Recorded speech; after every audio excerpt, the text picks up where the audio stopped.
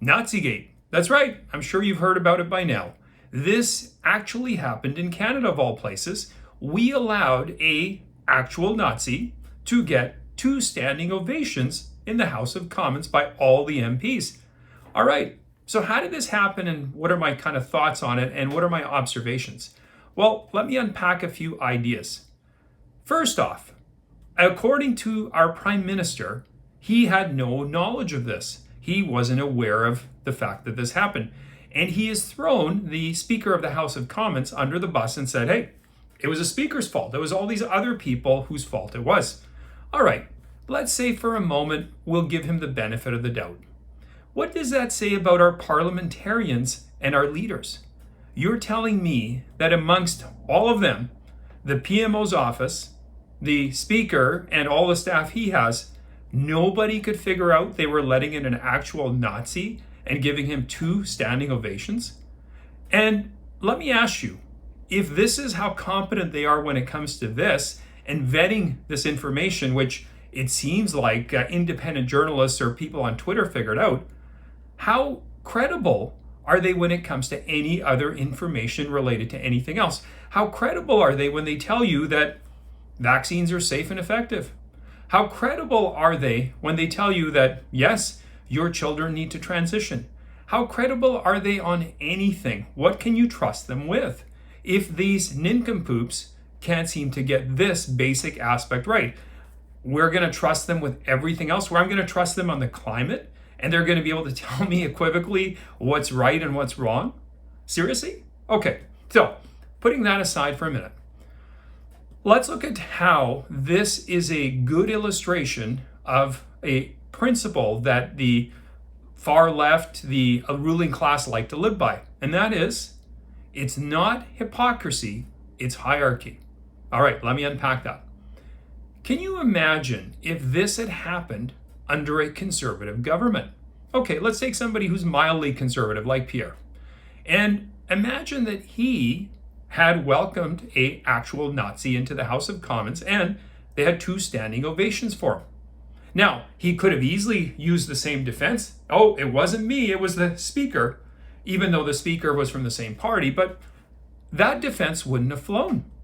There would have been blood on the streets. The CBC would have running nonstop about why Pierre needed to step down and resign. You would have heard it over and over and over.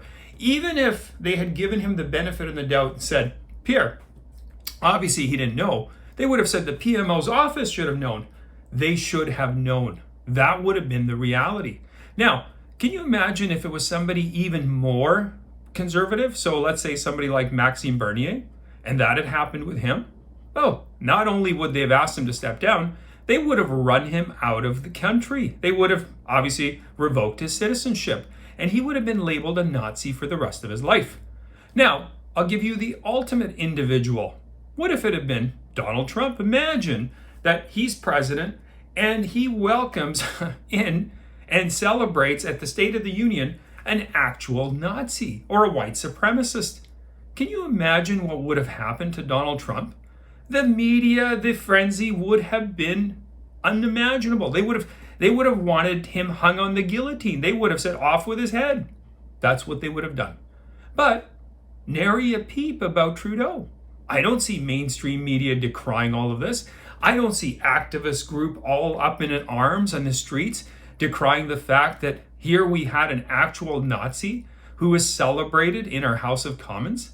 See, folks, if you were to ask Justin, was there anything wrong he did in this? He'd say no.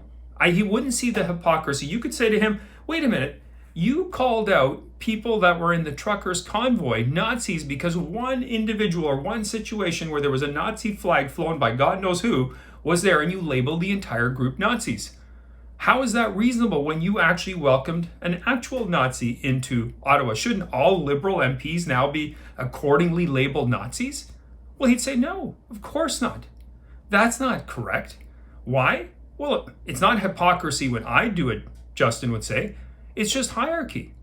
I know better than you simple folk, than you flyover people, than you deplorables, you smelly people, whatever you want to call the people. I know better how to run things. I know actually how to run your life better than you do.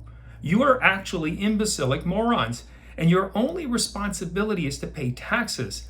And because of this wisdom that I possess, this almost like feudal kingship, this lordship that I possess over you, well, that gives me carte blanche to make errors in judgment. But that doesn't mean it's hypocritical when I call you that and I don't call myself that. That's just me knowing more, and that's just reality. Because I have the power, I can do that. It's almost akin to, think about it. A parent says to their child, "Hey, Jimmy, go out and play. You've been on your electronics far too long."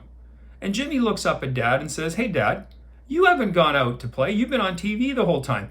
"Yeah, Jimmy, but I'm an adult. I can do that. So you go out." That's hierarchy. That is the using of their power and the dynamic. As the people on the victim oppressor would tell us, that is the oppressor using their power over the victim class. And that, my friends, is exactly how our Prime Minister operates. He and his cohorts don't see anything wrong with what they've done. And neither does their bootlicking media. None of them see anything. They're not going to call it out because, again, they're in a noble fight. They have a noble cause. They're fighting against right-wing conservatism. They're fighting against ideology they disagree with. And in that fight, if they make an error in judgment, well, that's just an error in judgment. That doesn't cast any doubt on who they are or their character or their integrity. That only happens to the people on the other side.